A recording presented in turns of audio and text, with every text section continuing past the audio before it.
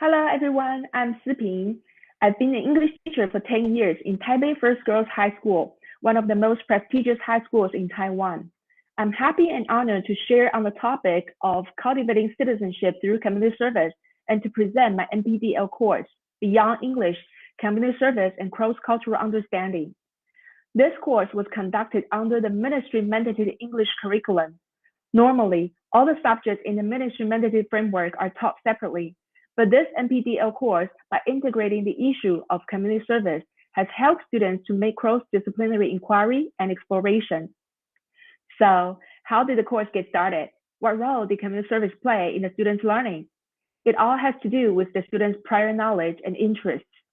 Every semester, the students are required to do 8 hours of service learning. Meanwhile, as Taipei First Girls High School has nurtured generations of female leaders, most of our students are highly talented and motivated in learning.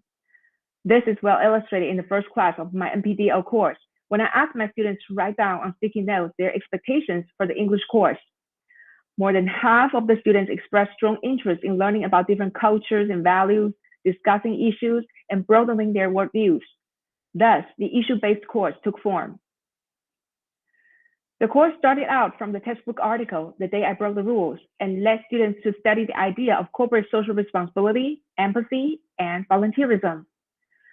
The article is a story in which the first-person narrator recounted his experience of doing community service while working in the McDonald's Corporation. The narrator had to dress up as Ronald McDonald to visit children with terminal diseases in a hospital every week. One of the work rules is that he shouldn't have any physical contact with the patients. But one day, a 6-year-old boy named Billy requested a hug from the narrator. Despite his initial refusal, the narrator finally gave in and they hugged. A few weeks later, Billy passed away and his parents sent a letter to the narrator, thanking him for having hugged Billy, which has been of great significance to him and has been one of his most treasured memories. The story ended here, but my students' discussion began. From the story, we have learned that for multinational companies like McDonald's, they share the social responsibility to contribute to social well-being. With TED Talks and extended materials, the course guided the students to discuss, as high school students, what could they do to contribute to the society. This discussion have launched a deep learning process for the students. As a semester project, students had to form groups of 3 to 4, design a community service project, and participate in it.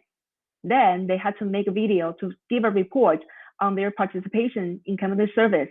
They had to share their motivation of engaging in the volunteer work, the process of participation, and their reflection on this experience. If you're interested, here are 2 links to the videos made by my students. One group participating in cleaning up cigarette butts in the community, and the other group work at a church as Sunday school teachers. I will also post the links in the chat box later. You're welcome to check them out and watch. Aside from recording the students' participation in community service, the video report also reflected how the students have grown in developing their global competencies.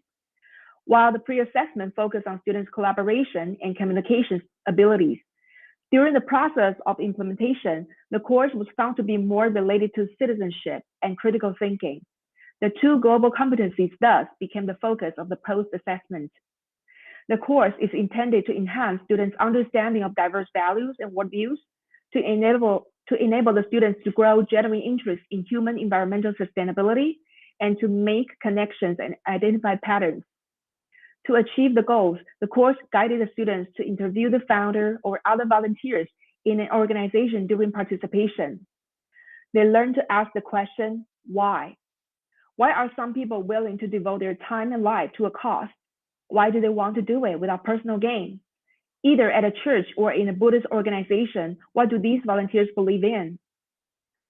By asking these questions and engaging in conversations, the students were able to dig deeper into an issue and acquire a different perspective. Also, to accomplish the project, the students spontaneously integrated the knowledge they had learned from the other subjects into their community service report, as shown in the pictures. The students incorporated their citizen journalism report on Taiwan's social welfare system into their community service report. As the saying goes, tell me and I forget, teach me and I remember, involve me and I learn. I believe that to better educate the students, involving the students in multiple and diverse learning partnerships is of great help. This is what is done in the course. The teacher is an activator and culture builder to provide scaffolding to help students make cross-disciplinary inquiry. Also, the students and their peers are cooperative learning teams. They collaboratively explore, integrate, and give each other feedback. Plus, the students and the community were united by going into institutions, having conversations with the communities. Students learn and grow from real-life experiences. Last but not least, this course facilitated the students' learning by setting them up with cross-country partners. They share their cultures and learn from each other and keep a blog to record what they have learned. This course has been an amazing journey, and I'm really happy that I have embarked on it with my students, especially when I see their growth in the post-assessment on 2 global competencies. This course was conducted with 76 students in total. The slide shows the students' progression in citizenship. According to the pie chart on the top, in the dimension of commitment to human equity and well-being through empathy and compassion for diverse values and worldviews, the learning progression of 5 students reaches the proficient stage, 36 reaches the accelerating stage, 35 reaches the developing stage. It means that after the course, all the students are developing a sense of their individual and cultural identities and know how this affects the way they see the world. More than half of the students believe that they can be open to different cultures and worldviews on the basis of strong self-awareness and sincerely care about equity and show empathy and compassion for others. Here is a comment by a student. Community service makes me feel I'm an active member in the society rather than just a person receiving people's help. In addition, as shown by the chart on the bottom, in the dimension of genuine interest in human and environmental sustainability, 4 students are in the proficient stage, 6 in the accelerating stage, 33 in the developing stage, and 3 in the emerging stage. This means that almost all students have appreciation of the importance of human and environmental sustainability in the local and wider world. More than half of the students can generate environmentally sustainable solutions that affect the planet and its inhabitants. They are independently applying these concepts into their inquiries. With regard to the other global competency, critical thinking, the slide shows the students' progression in the dimension of making connections and identifying patterns. 7 students are in the proficient stage, 40 in the accelerating stage, and 29 in the developing stage. This means that all students can make connections between significant ideas, topics, questions, issues, and thinking and learning processes they are working with. They are also making some connections across artificial boundaries, such as classes, communities, cultures, time, like past, present, and future, and key learning areas or disciplines. Besides, more than 60% of the students are able to articulate the importance of identifying patterns and connection making across artificial boundaries, especially across disciplines. They know that this reflects and strengthens their understanding of the interconnected nature of learning and of the world and how it works. How gratified I was when I saw these results. One student commented, I can link the result of the community service report with the purpose of the textbook materials. Another student showed even remarkable growth, who said, my previous learning and thoughts were fragmented and scattered, but now they are connected. The focus of this course is to help students connect what they have learned in the English classroom with their real life through action. In comparing students' deep learning progression before and after the deep learning experience, there are also progressive findings in the post-assessment survey. As shown in the slide, all 76 students agree the issue-based course has deepened their understanding of volunteerism.